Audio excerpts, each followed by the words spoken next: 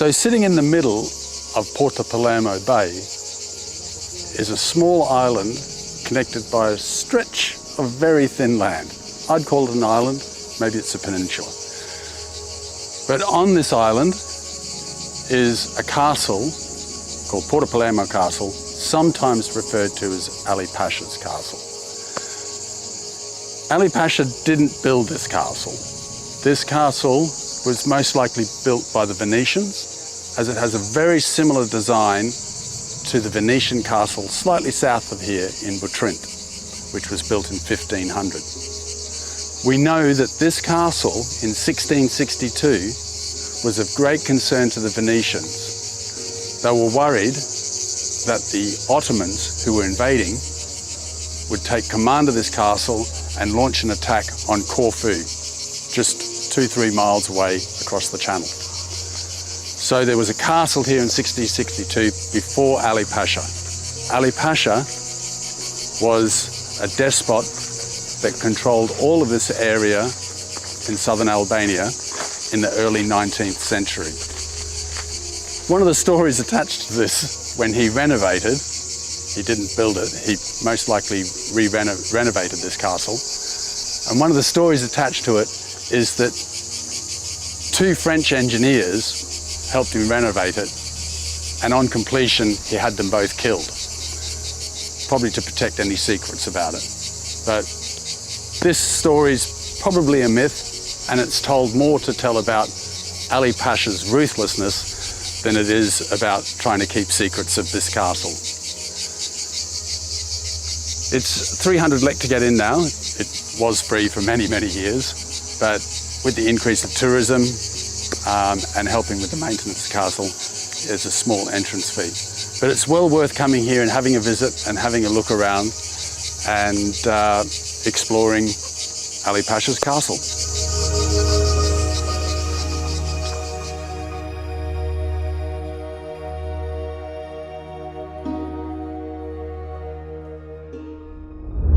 Well, this is quite a transformation.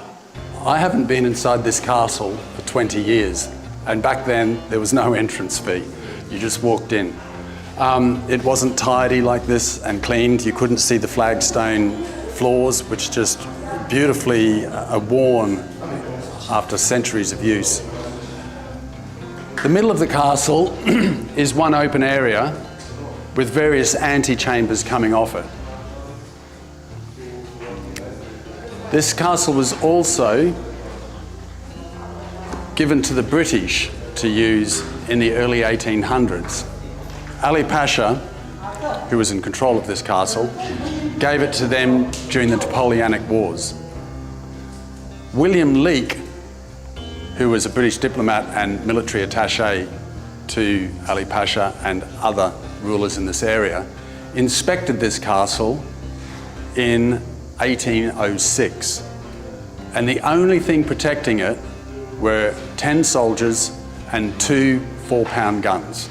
So Ali Pasha did not place very much strategic importance on this installation. Hence, he gave it to the British to use in the Napoleonic Wars. It was never really used that much. And then after Ali Pasha's death, it basically turned into ruin. So one of the myths and stories about this castle is that Ali Pasha built it for a much younger wife that he had, called Vasilici. She was probably in her early 20s or 20 when she married him, and he would have been well into his 70s. But he loved and adored her very much. So although he probably didn't make this castle for her, he renovated it, the story goes to show just how devoted he was to his younger wife. In fact, he was so devoted to her that, being a Greek Orthodox religion, she was allowed to practice her religion in the court, which he had at Tepelena, and also build a very small chapel, which actually held masses. This was very unusual, being a strong Muslim area under Ali Pasha, and him being most likely Bektashi, which is a Sufi, Muslim Sufi order. So he was very devoted to her, and that is why the myth that he built this castle for her exists.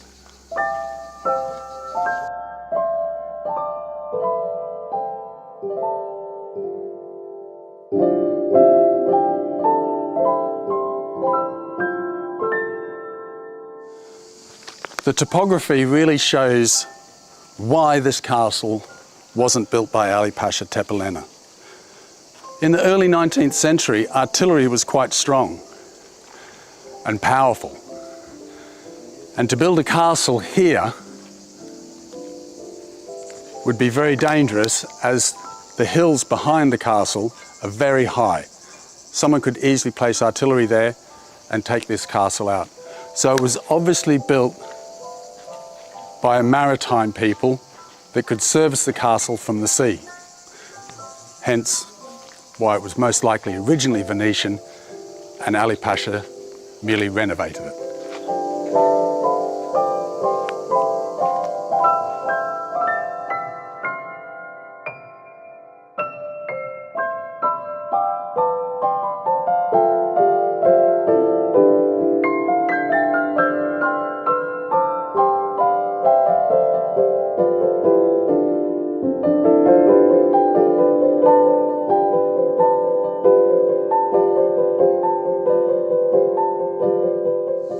It's such a beautiful castle in such a wonderful setting, and so good to see it so tidy and cleaned up since I was last here over 20 years ago.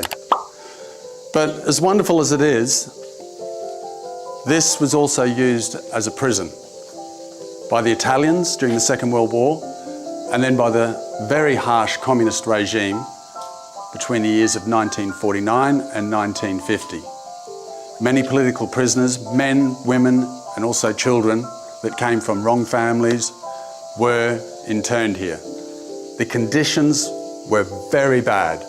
There was mold, the roof continually leaked, people were going blind from the black mold, their health was bad, and they had to close this castle down. So, whilst walking around, give a moment or two to those people who suffered and were cruelly tortured during that period of history.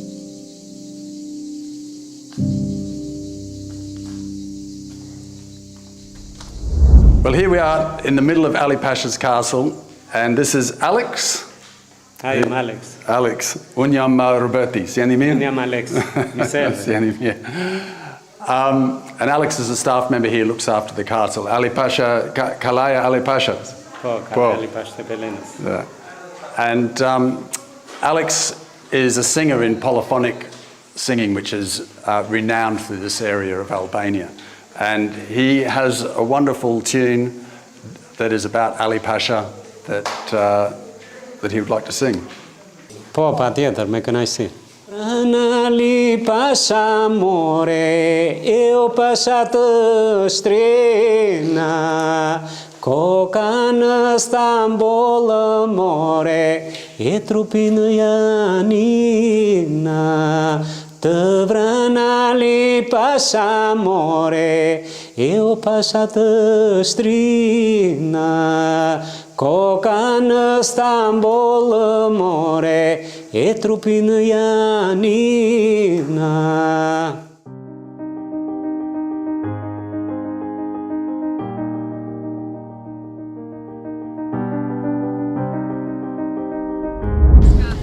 Well, I've had a really enjoyable day here at Porto Palermo, which is always the case when I come here, seeing the castle.